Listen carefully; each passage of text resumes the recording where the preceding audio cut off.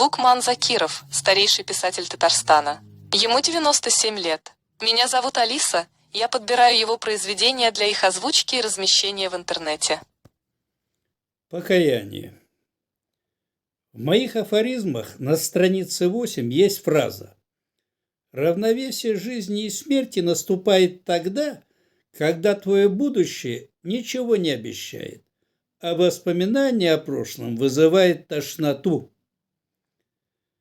Я тоже на 98-м году жизни вспомнил об одном вызывающем тошноту эпизоде своей жизни периода чиновничества в Казанском Кремле. В самом пике брежневского застоя в 1978 году вышло закрытое письмо ЦК КПСС, согласно которому все парторганизации Советского Союза должны были выдвинуть генсека ЦК Леонида Брежнева на Ленинскую премию по литературе за трилогию «Целина», «Новая земля» и «Возрождение». И партком нашего министерства поручил мне делать доклад по этим книгам на срочном внеочередном партсобрании.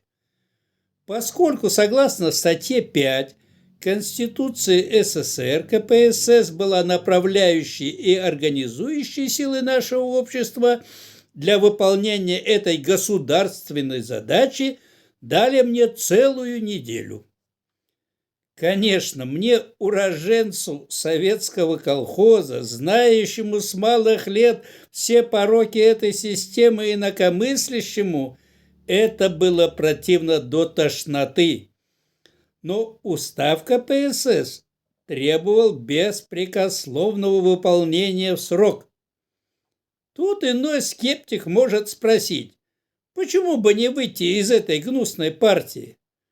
На это есть у меня тоже фраза: КПСС похоже на морду, рыболовное приспособление, куда рыба может свободно войти, а выйти уже не сможет.